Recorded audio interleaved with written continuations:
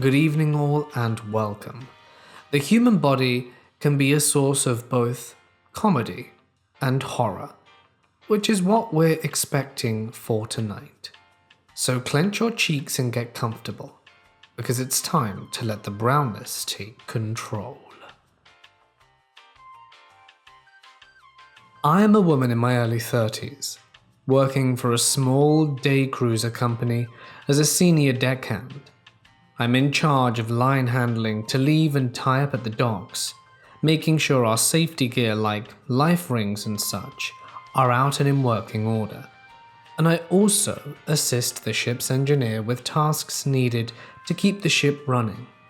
I'm also a glorified janitor, but that's not important to the story. I am also the primary trainer for new deckhands. This incident has become a horror story that my engineer and I tell to all the new trainees, so they at least have the opportunity to learn from someone else's mistakes, namely my captain's, but we don't say that when he's around. This occurred in the summer of 2018 in the Pacific Northwest. It was our town's yearly blues festival, and that meant business was booming for us. The ship in our company's fleet that I work on primarily docks in downtown, literally 200-ish feet from one of the gates of the festival. Lots of sightseers, lots of impulse tickets, lots of people who planned on sailing with us for lunch or dinner to take a break from the festival, you name it. We also did a ton of events on board during the festival. At least one cruise a day had a different band on each of our 3 passenger decks. As you can imagine, we were packed. Great money, but also a lot of work. Less so for us in the operations division, because most of the ship's system didn't care about how many people were on board, but some of them do. One such system is the black water system, known to landlubbers as the septic tank. Every drain on board that didn't just handle rainwater emptied into the black water tank.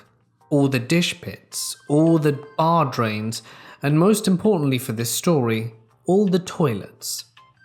Part of my job as the senior deckhand was to assist the engineer in pumping and dumping, emptying the black water, while also taking on drinking water for the ship, which are completely different systems and hoses, don't worry.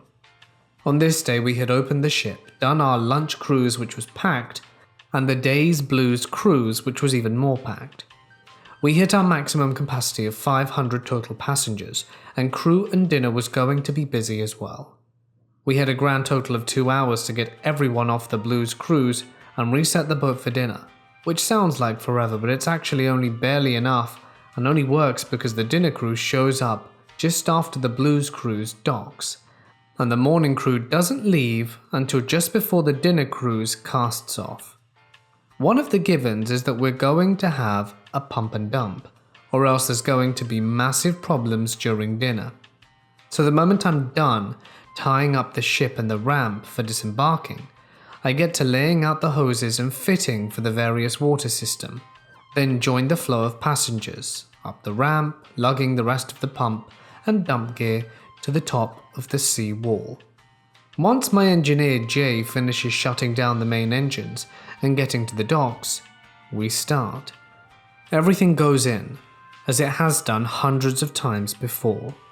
Line thrown down from seawall to dock, portable water hose raised to seawall, purged, connected, left to fill, line thrown down the dock again, black hose water raised to seawall, connected, thumbs up given to engineer, and head to the pump room and turn on the pumps. Wait for leaks, none seen on this day, and I proceed with all the other 1,000,001 things that need to be done before dinner.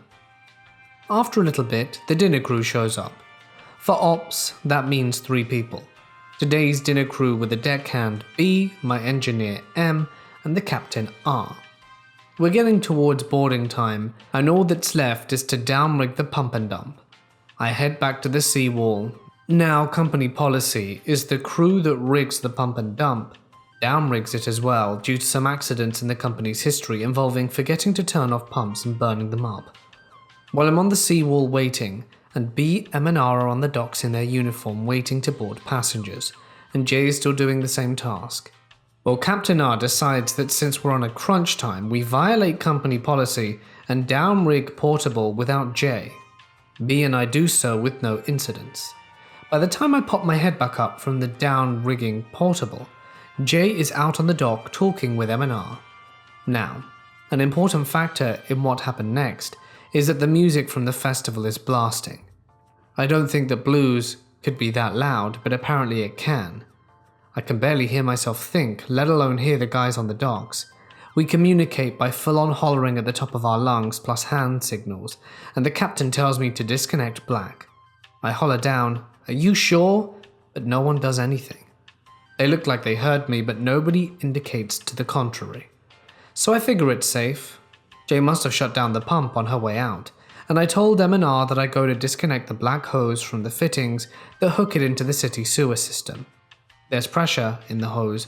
Normally there's a bit of pressure that bleeds in once you break the seal, so that it's not too much of a warning sign. Usually I listen for a moment for second movement, but with the festival pounding in the background, as you can imagine, I can't hear Jack. But I figure that if it wasn't off and safe, they wouldn't have given me the signal to disconnect. More fool I pop the hose off the fitting, and I'm immediately hanging on to the spitting torrent of mixed sink runoff, dirty gravelly dishwater, and human waste. I'm getting soaked. The sea wall is getting soaked, and I'm just grateful to anything out there running the universe that there aren't any random people walking by getting soaked. I do my best to hang on, let those hoses start randomly spraying everything, ever, and stick my head over the railing, screaming like I've never screamed before, that the pump is still on, and to stop the pump. Jay gets eyes the size of dinner plates and bolts for the pump room faster than I've ever seen her move. M heads on board to stop anyone from coming on the ship and possibly catching some spray.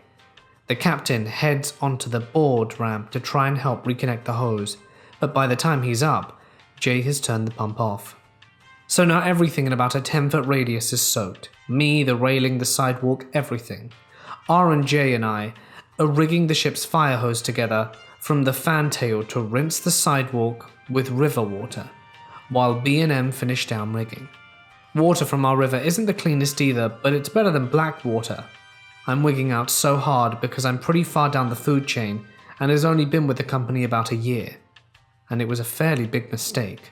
The captain is fuming and lecturing me as we clean. We finish cleaning the seawall and R sends me down to the ship to clock out and go home, while he starts boarding passengers. At this point I'm sure I'm going to be fired. As I get to the dock, B decides to attempt to lighten the mood. "At least you didn't drop your radio," referencing the only other major screw-up I've done to date, involving giving a $300 radio a swimming lesson. That is exactly the worst thing he could have possibly said, and I break down crying. I go grab my stuff and clock out for what I'm sure is going to be the final time, and Jay is waiting for me by the time the clock, wanting to make sure I'm okay. I apparently looked so distraught that she willingly hugged me, just a reminder that I was covered in an unholy mixture of kitchen, bar and bathroom runoff. I looked so bad, I then had to walk the 1.5 miles back to my car and drove the almost 2 hours back to my house. Thanks, rush hour, without a change of clothes. I got home, immediately threw my seat covers and everything I was wearing in the trash, and took 2 insanely hot showers, then a bath, then, at the insistence of Captain R, went to the ER for blood tests. I didn't get fired, but did get interviewed by our fleet captain and fleet engineer to what went wrong where. To this day, Jay and I agree it all happened because the captain got in a hurry. And now you know that when my engineer tells me the pump is off, my reaction always is, "Are you sure?" When I was first out of college, I lived in a 1-room apartment with 2 other girls. I got really sick one night and of course they weren't home. And I decided from fever, I presume, that I needed something to eat. It was almost closing time for most of the fast food places near me, but I thought I had time to get something. I walked down the main street to a chicken place, grab a sandwich, and they closed as soon as they handed me my order. I start back to my apartment, then suddenly my bowels inform me I am about to have a diarrhea explosion on Main Street. There was a burger town right next to me, and their toilets are outside. They were closed, but maybe the toilets were open. I head towards the back when a cop car pulls up, and a lady cop asks me if I'm alright. I say quickly what's up, and duck and walk to the back. The toilets are locked tight, and there is no time to go elsewhere. I jump behind the back fence, yank my pants down and completely fertilize the area. Fortunately, I have a few paper napkins from the chicken place. I wipe, feel guilty, and drop them to the ground. Now, to get to my apartment, I could go diagonal from the back of Burger Town. However, I didn't want the nice police lady to worry, so I came back the way I came. I was halfway across the parking lot when a cop screeches and 2 cops jump out, guns drawn. I'm thinking, hell, I'm gonna be arrested for littering. They demand ID. I didn't have any. I paid cash for my sandwich, but obviously they don't believe me, and demand what I was doing behind Burger Town. I confess that I had a bout of diarrhea and lost it behind the fence. Again, they don't believe me, and I was tempted to offer them a view of Exhibit A. I didn't, because I was afraid they would arrest me for public pooping and littering. They wanted to know what I had been drinking since I was swaying slightly, and I told them I hadn't been drinking but I had a fever over 100. And they asked me why. If my apartment was over there, why did I come back this way? I told them about the lady cop, and also had to tell them where I worked, who my manager was, and who my roommates were. Finally, they said they'd let me off with a warning, and I staggered home and fell into bed after vomiting my chicken sandwich. It was one of the weirdest experiences of my life. My husband surprised me with a new puppy on Easter Sunday one year. He was an 8-week-old deaf Great Dane. He chose his own name when we put down 3 bowls of food with 3 different names on them. My husband chose Duke, original. My son, who was 13 at the time, chose Maverick, and I chose Houston. Hugh for his blue eyes and tone, because that's what he was going to weigh. The puppy chose the bowl with Houston on it.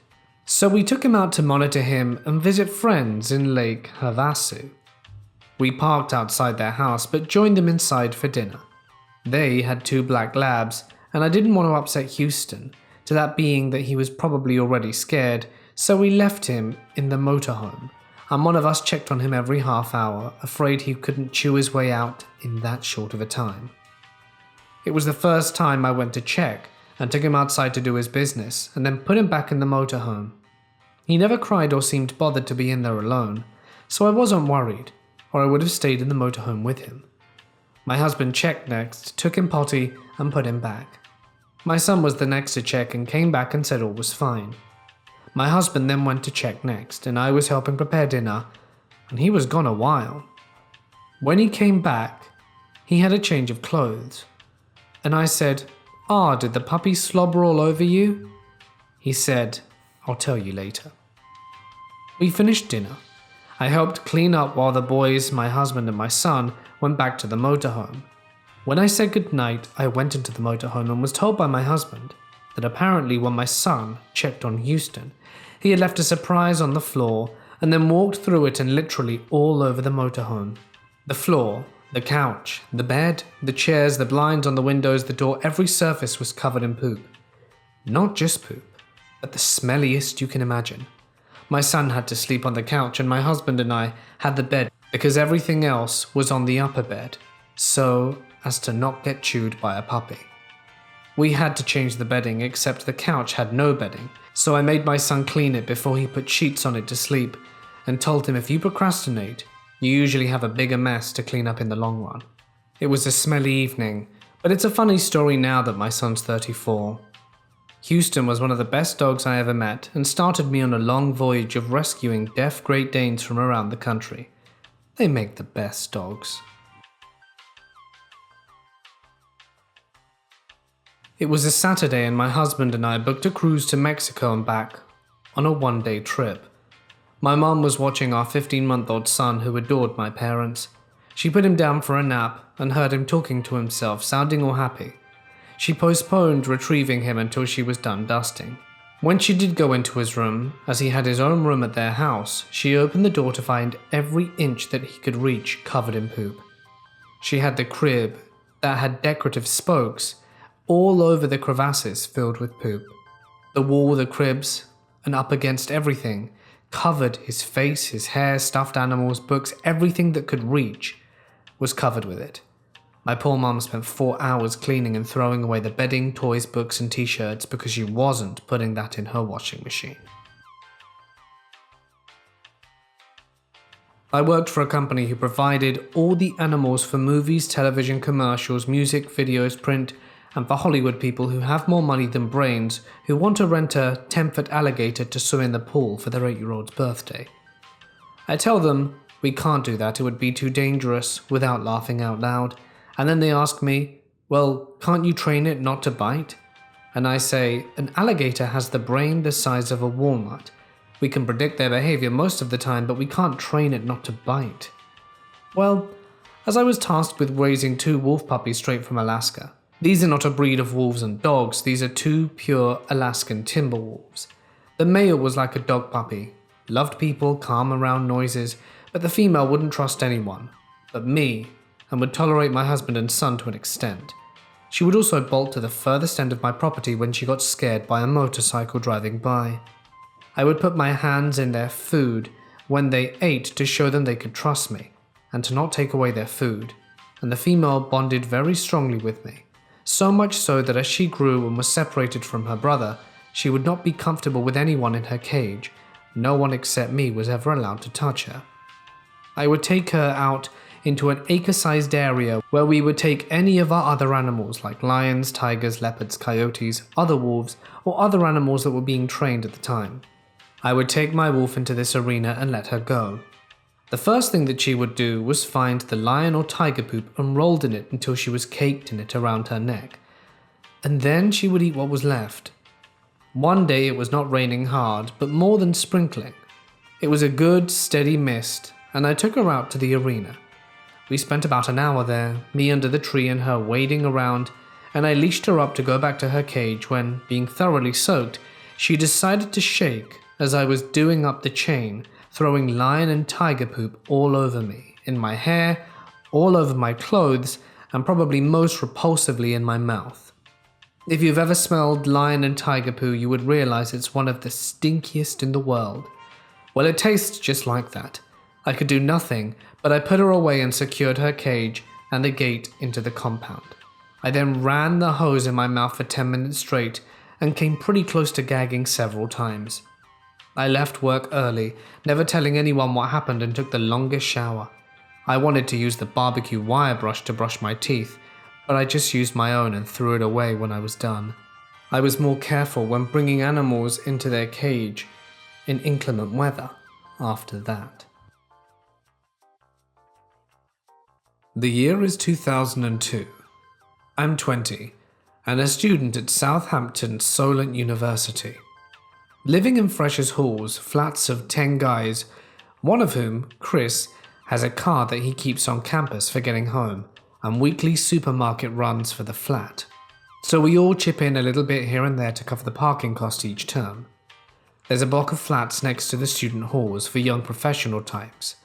There's a guy in there that has a nice convertible Mercedes, but there's not much parking for the flats, so he often steals parking spots in our student parking area.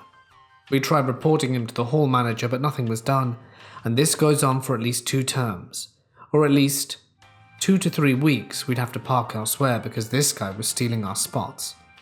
Chris gets a parking ticket because we parked in a restricted area due to not being able to get into the student parking, and we leave a note on the guy's car asking him to pay the ticket as he stole our spot.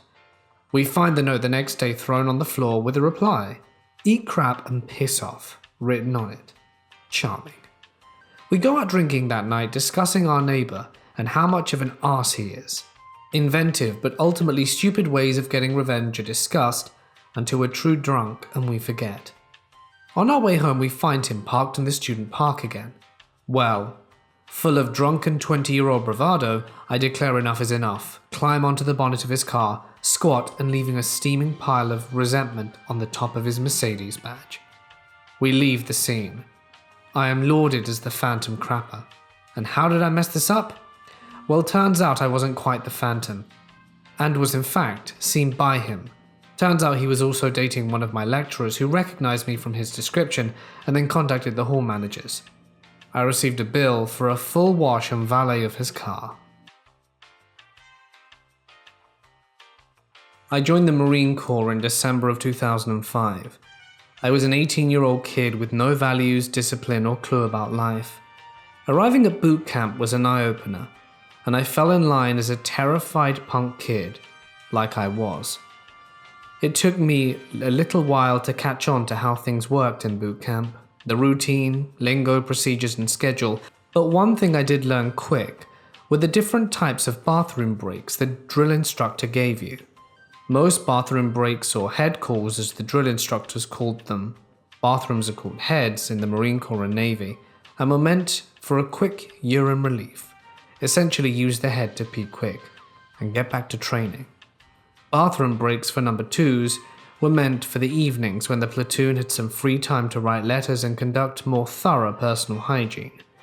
I learned this the hard way by deciding to try to poop during a routine head call, and was sadly incorrect when the drill instructor started conducting a personnel count of the platoon in the squad bay and determined there was a missing recruit, me, and that I was still utilizing the facilities. The drill instructor came into a head and began yelling at me to hurry up. Side note, the bathroom stalls on Paris Island, South Carolina, do not have doors.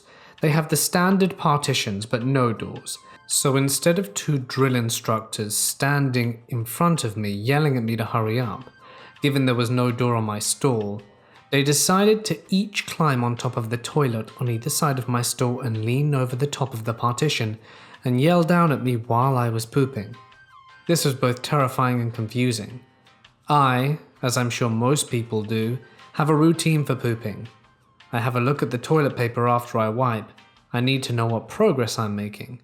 So that being said, as the drill instructors are yelling at me, I both simultaneously respond with "Aye, sir," meaning I acknowledge and will comply, as well as observing my wipes. I hurried the process as quickly as I could, pulled up my trousers and returned to the squad bay. Lesson learned. Now to the story. The previous story made its point. Pick and choose when to poop during boot camp. A few weeks go by and we arrive at breakfast one morning sometime around Christmas. The chow hall had eggnog available, and the drill instructor strongly encouraged us recruits to drink some. Needless to say, we all drank some, and later that morning we were back in the squad bay, packing our Alice packs with a spare change of clothes. This will come into play later. Later that morning we were conducting pugil stick training, a form of training that puts the recruits in a set of pads, helmets, and a long padded stick and puts them in a large circular pit to fight another recruit geared out similarly. First recruit to land a kill stroke with the stick wins. Unfortunately, this takes a long time as each platoon consisted of 60 to 70 plus recruits, so those waiting to fight were to take a knee. No standing or sitting. Take a knee as told to. This sounds minor, but after a long time of kneeling you can get pretty fatigued and uncomfortable. During this time I felt an explosive poop coming on.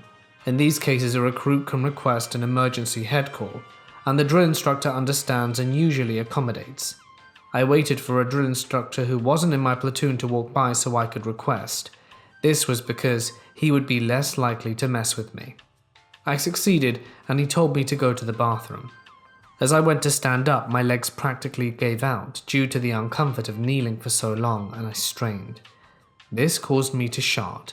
As I ran to the bathroom I could feel the poop, and was scared to find out what damage was done. I go into the stall, and luckily these stalls had doors, as they were not your typical recruit restroom facilities. I pulled my trousers down and finished the poop, but I look at my underwear and they are covered. The underwear in boot camp are physical training shorts, a type of running short with a liner in them, similar to swimming trunks, and it was covered. I literally tried to rip out the liner, but I couldn't, and decided against trying to wipe them and possibly rinse them as to damage it too much. So I took them off completely, throw them away, and freeball it. I just did that and returned to training. That afternoon we had gas chamber training. The gas chamber is a building with a room where tear gas type canisters with crystals are burned, and you train how to use your gas mask. The crystal burns and tiny fragments float in the air and stick to your skin and eyes, and when inhaled get in your lungs which cause you to cough. The gas and crystals also stick to your clothes, and it causes a funny smell. This is where the change of clothes come into play. After we finish the gas chamber, our drill instructor takes us to a large open field and begins telling us to unlace our boots and shakes them off. Then our top jackets or blouse, take it off and shake it out to get the gas off. Next, our trousers. Keep in mind every other recruit has their undershorts on except me because I sharted myself. So I stand there and the drill instructor notices me not taking off my trousers and yells at me to comply. I say, "Sir, Recruit Smith requesting permission to speak to the drill instructor in private." "Sir?" The drill instructor looks around and tells me to get over here. So I run over to him in the middle of this giant circle of recruits surrounding us, and he says, "What is it?" "Sir, this recruit can't take his trousers off, sir." "And why not?" "This recruit isn't wearing any PT shorts." "Why not?" "Sir, this recruit crapped himself during Pugil Stick, sir." "Well, what did you do with them?" "Sir, this recruit threw them in the trash, sir." The drill instructor gave me such a disappointed and embarrassed dad look and just told me to get away from him. I thought I was going to get disciplined for sure over it, but nothing really came of it. No smoke session, no nicknames, nothing. Kinda got away with it. My family live in the Seattle area. The boys on my father's side are hunters and fishermen. So every October, my father, uncle, brother, cousin and I, in age order, would make the 5 to 7 hour drive from western Washington to eastern Washington. From the wetlands through the mountains to the desert, the mule deer are more plentiful and become much bigger than its white-tailed cousin. My father is a big Western TV guy, so at home it was always spaghetti westerns or the Duke, Clint Eastwood, Lee Marvin, Yul Brynner, etc. every night. Cowboy hats, but he hates country music. My uncle would drive his motorhome and my father would drive his truck and follow the camper, stopping in Leavenworth for some food and getting right back on the road. We stop all at McDonald's while my father and brother go to Taco Bell. After the long drive, we set up camp and start a fire and cook dinner to then settle down for the night.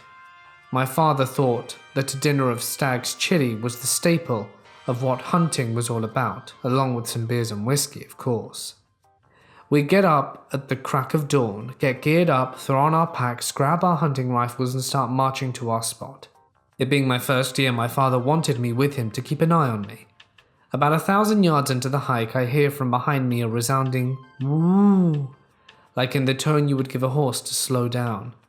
I look back at old hungover dad who has the bubble guts mixed with the whiskey craps.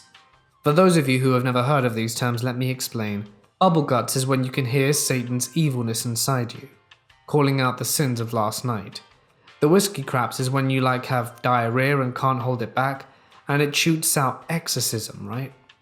Oh yeah, mix in extremely hot spicy chili so it burns coming out. So the look in my father's eye told me everything. I grabbed his gun, turned and started walking away. Dad got high-laced boots on, and there are no trees around and he calls me to come help him. Even though I was 14, I told him to go to hell, so he dropped his pants and tidy-whities and tried to balance while trying to drop the evil in his guts.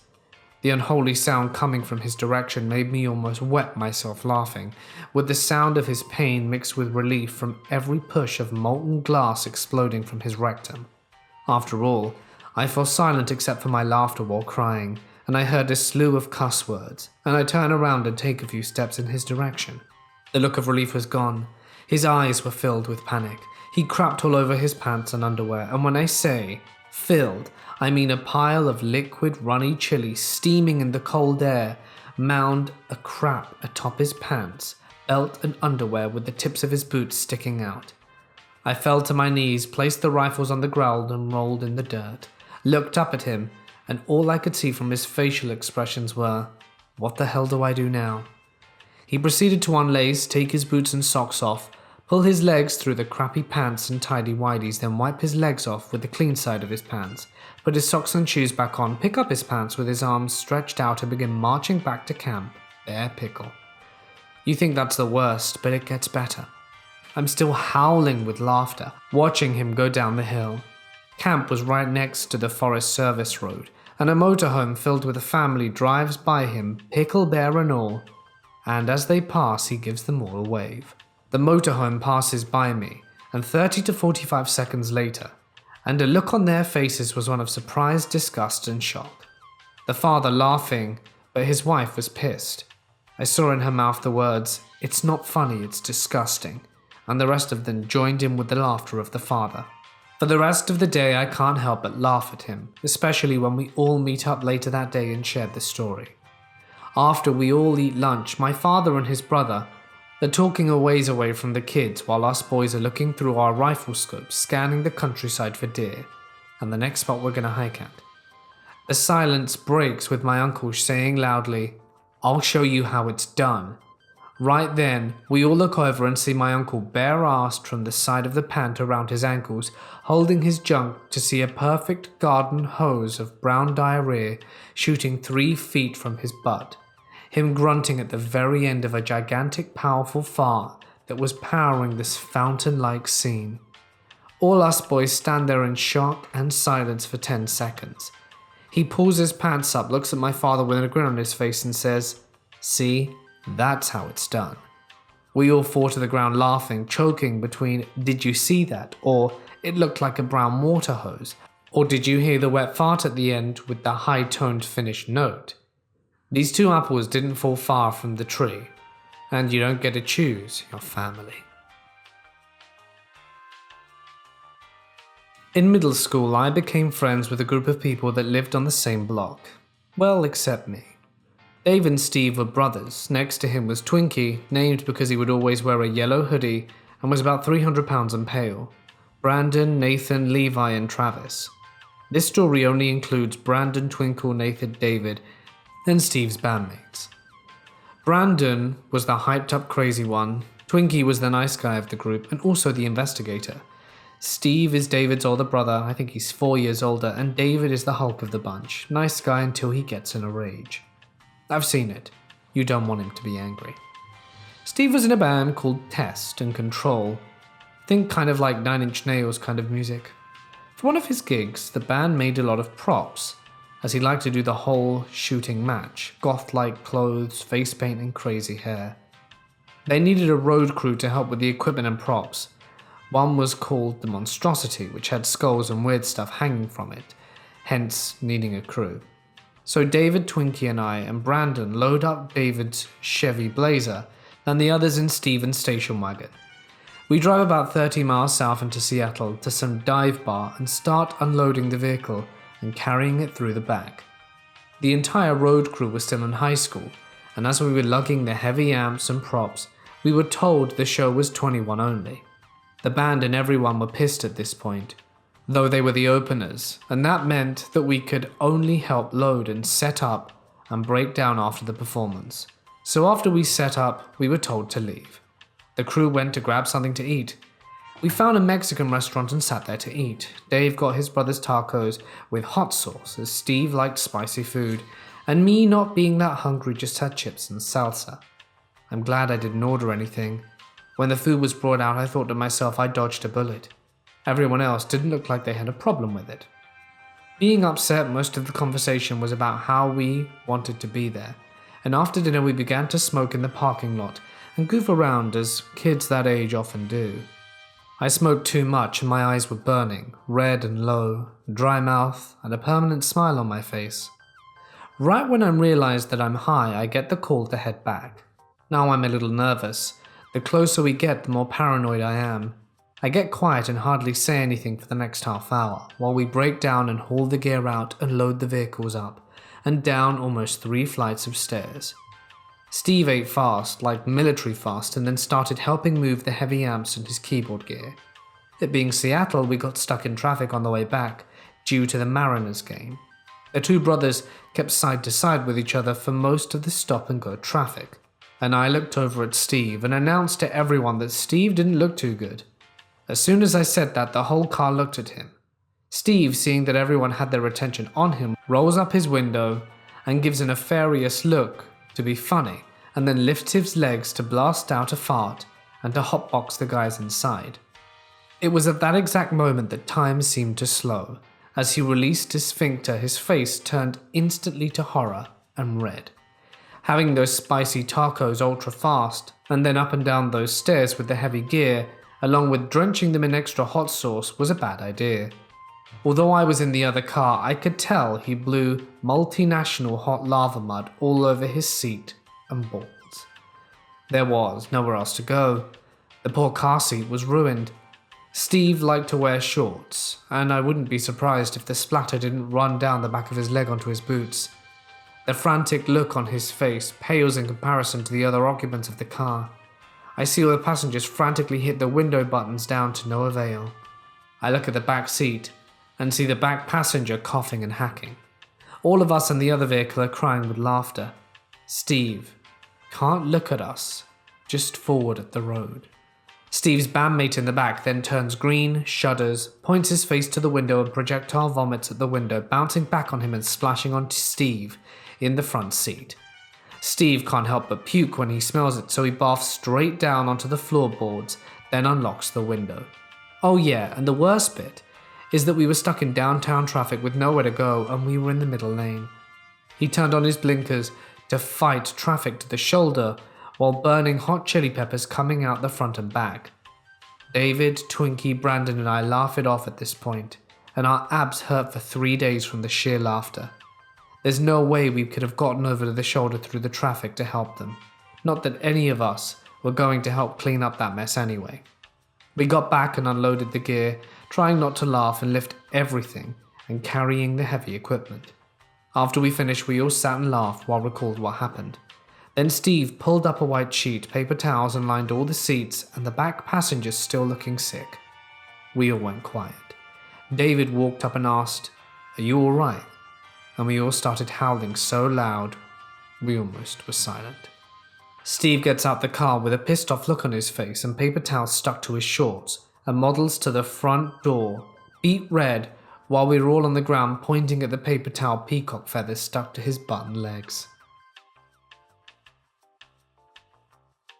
My husband worked construction, and always nearby the good old honey buckets were open for business for the crews to use working on the properties. This morning, he just stepped out of his truck and felt he needed to fart, but not an emergency type. He turned around, grabbed his tool bag from the truck bed, and started on his way to the job site. About 5 strides into the walk, that fart really was ready, and he allowed it to be released. Only the fart wasn't a fart. It was a shart. He felt it. It didn't go into his pants though, it just barely breached the surface of his cheeks. Just inside the parking lot was the sanctuary of the honey bucket, and he managed to clench it in and waddle the short distance over. Once inside, he sat down to try and finish what he started. Well, he did have to go, and it unexpectedly shot out with a jet-like force, so much so there was backwash right back onto him, and he felt a piece of his soul break. Yup, there was a full coverage backsplash from a porta potty, and he called his boss from the parking lot saying he was taking the day off. I cannot imagine anyone in that situation being able to continue the day like nothing happened. There isn't enough sanitizer in the world to wipe with and to feel better. Hey guys, it's Mort here. Thank you so much for listening. I do hope that you enjoyed tonight's stories. They were quite funny. Poop stories are always great.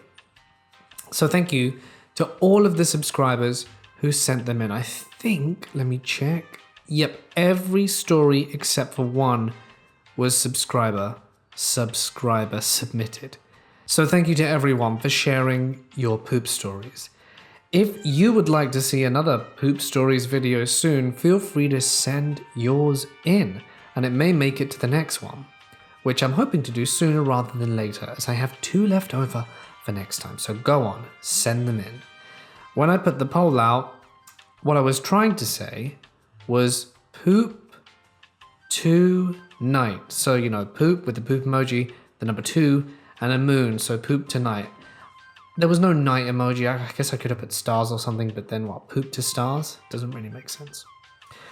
Well, it is what it is. I really hope that you had fun and enjoyed the stories. I certainly did. These are always a hoot to narrate, and I look forward to, your comments. These are always great to read after the poop stories. All right then, guys, for now, I'm going to leave it here. So, always take additional toilet paper. Stay awesome, and I'll see you in the next one.